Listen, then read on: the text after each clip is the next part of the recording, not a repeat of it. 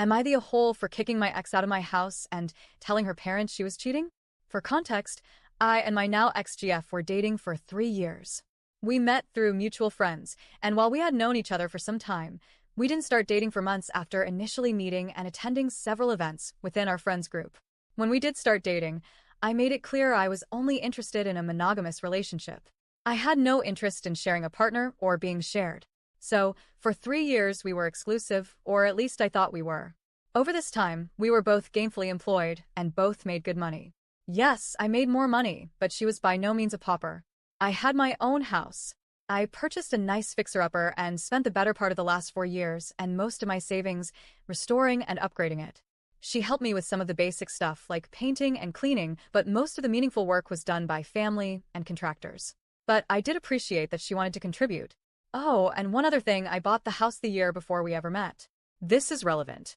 Well, at roughly our 3-year mark, her lease was about to expire, and she suggested we move in together. I would be lying if I said I wasn't apprehensive, but I did feel it was time to move into the next stage of our relationship. I put on a smile and told her it was a great idea, so she made her plans just as the final work was being wrapped up on the house. I was putting in solar panels, a tankless water heater, and a water softener. The same weekend I was enjoying my now-finished home was also the weekend she moved in. She, along with all her girlfriends, did the moving. My house was full of clucking hens discussing how they were going to redecorate and turn my man cave into a house that reflected her style and taste, all while giggling as though I had no choice. One of my favorite possessions was my collection of vintage full-size arcade games from the 80s and 90s. I had 7 of them.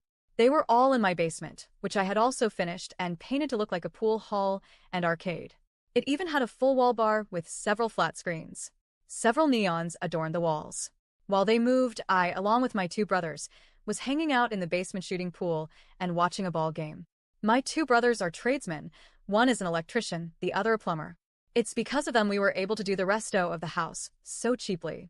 They hooked me up with other guys to help, and that evening most of them showed up at the house for a celebration of the job being done. When everyone arrived, we had a great time, grilling meat, drinking beer, and relaxing outside. The house was on 3 acres and included a detached garage. My then GF was about halfway through her move as the guests showed up, and most of the guys helped unload her boxes and, in general, get her stuff out of the way so we could all enjoy ourselves. Many were married and/or had kids, so kids were running around and making a racket. It was a pretty cool scene. I even had a couple of neighbors show up with beer and kids in tow. That's when it all came crashing down. Turns out, my supposedly exclusive girlfriend came face to face with her FWB. He was the brother of my roofer. I am sure he didn't know about me, as he made no effort to hide their relationship when he saw her with her girlfriends, chatting it up in their little pod. I was at the grill flipping burgers as this guy I never met walked across the yard and came up behind her to give her a squeeze. Before I could even get mad, most of the girls were either warning her about her side guy showing up or looking at me to see if I saw what was happening. She had horror in her eyes and immediately turned to see me at the grill, staring her down.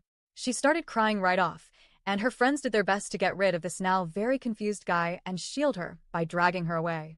The poor guy was standing there, and I was juggling my emotions trying to decide if rage was the right one to choose. Her best friend ran to me and told me, "It's not what it looks like." I hadn't even said a word or reacted yet, and excuses were already flying. The brother was being yelled at by the girlfriends to leave, while his brother was now involving himself. The whole circus was pretty entertaining to most of the guests, I am sure. My brother came and took over the grill, while my other brother got between me and the FWB. I was still in some kind of shock, I guess, because as all the dots were connecting, I wasn't, according to my brothers, saying a word, just staring this guy down. My oldest brother said I looked like I was going to kill him, and my other brother said he was waiting to see if I was going to make a move so he could tackle me. Well, to cut to the chase, I didn't lose my cool. I regained my composure and made my way to my basement. The party did not end either. Weeks later, I recall thinking about how residential building guys aren't going to leave when there is free beer and food. My brother came down to the basement with the FWB. He had talked to enough people to have a rough outline of what was going on. Turns out FWB and X had been hitting it for the better part of the last 2 years. He was unaware of me and came to the basement to apologize, told me man to man he would never have hooked up if he knew she was in a committed relationship, that his ex-wife cheated on him, and that's why he only has FWBs now, but never if they aren't single. She lied to both of us. I guess they work for the same company but in different locations and met at some big company sales event. Well, That's the summary of all that happened leading up to me kicking her ass out that night. She came back the next day with her hens, saying she had a right to live in my house because she did so much work making it what it is. She also said I asked her to move in and she had to cancel her lease and took a loss, so I owed her that money too. Lastly, her circle of friends told me she didn't do anything wrong because we weren't even engaged, let alone married. That I was controlling and insecure, and I needed to man up. Now, both of my brothers and her ex-FWB were still there, along with his brother. They crashed in the spare rooms and available couch space. When her ex-FWB came out, he started cussing her a blue streak and let the hens, whom he knew most of them, have a portion of his anger too. In no time, it was 5 guys, my oldest brother's wife, and my other brother's GF all ganging up on the harpies.